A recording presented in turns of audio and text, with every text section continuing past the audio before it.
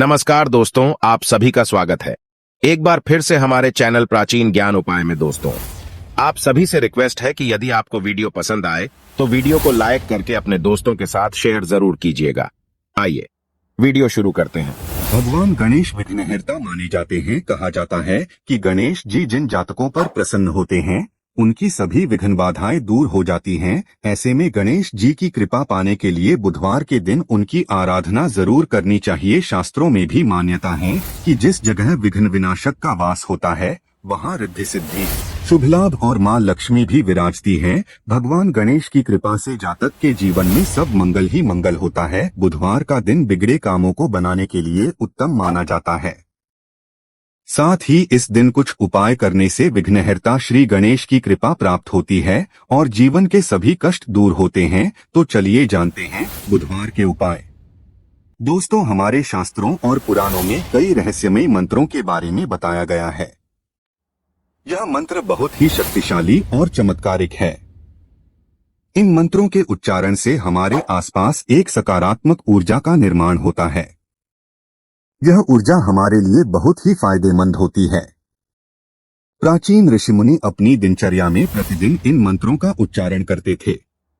इन मंत्रों के उच्चारण से उन्हें बल, तेज बुद्धि तथा आत्म शांति प्राप्त होती थी।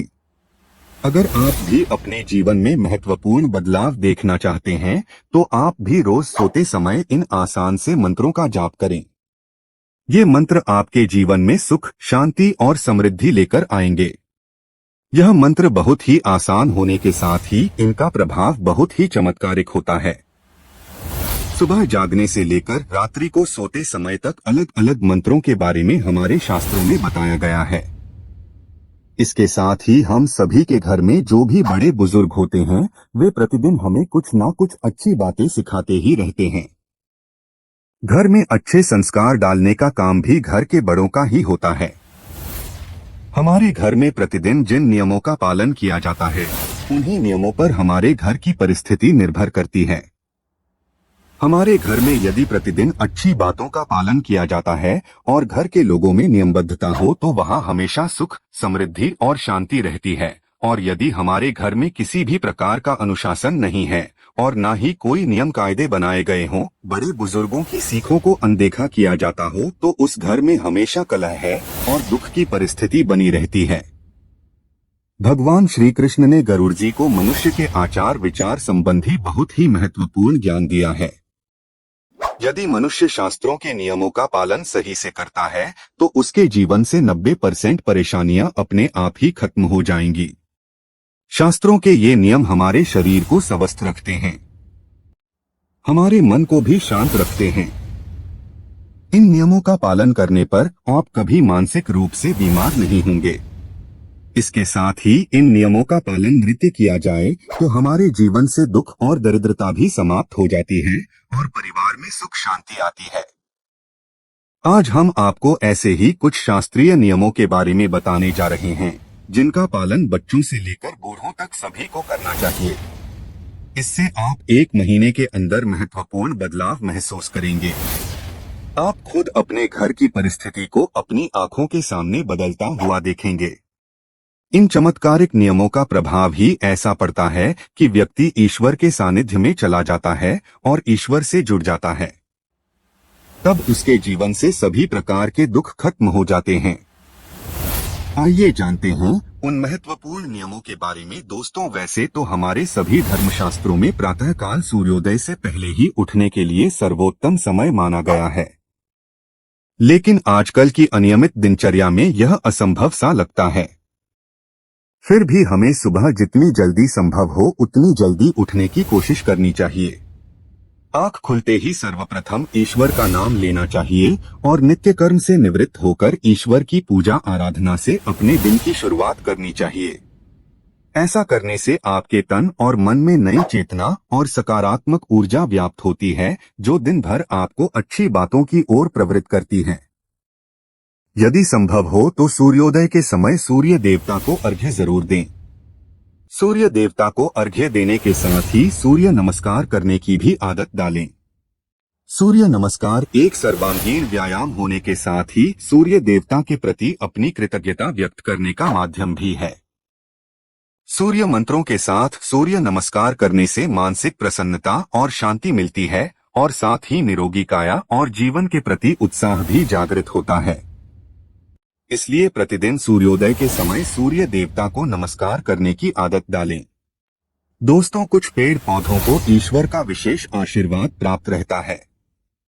ऐसे पेड़ पौधों की हमारी हिंदू संस्कृति में भगवान की तरह ही पूजा की जाती है। ऐसा ही एक अत्यंत पवित्र पौधा है तुलसी का पौधा। यह पवित्र पौधा हर हिंदू घर में होना ही चाहिए। शास्त्रों में कहा जाता है कि जिस घर में तुलसी वृंदावन नहीं है वहां श्री हरि का वास भी नहीं है, और जहां श्री हरि का वास नहीं है वहां लक्ष्मी जी का वास कैसे हो सकता है। तुलसी श्री कृष्ण की अत्यंत प्रिय सखी होती है। सुबह तुलसी को जल अर्पण करने से और कुछ समय तुलसी के पौधे के पास बैठने से अत्यंत शुद्ध और पवित्र हवा हर श्वास के साथ हमारे शरीर में प्रवेश करती है, जो हमें दिन भर सकारात्मक रहने में सहायता करती है। इसलिए देव पूजा और सूर्य उपासना के पश्चात तुलसी की भी पूजा करें। तुलसी की माला को भी गले में धारण करने से मन की शुद्धता और सात्विकता बढ़ती है, मनोबल बढ़ता है और आरोग्य प्राप्ति होती है।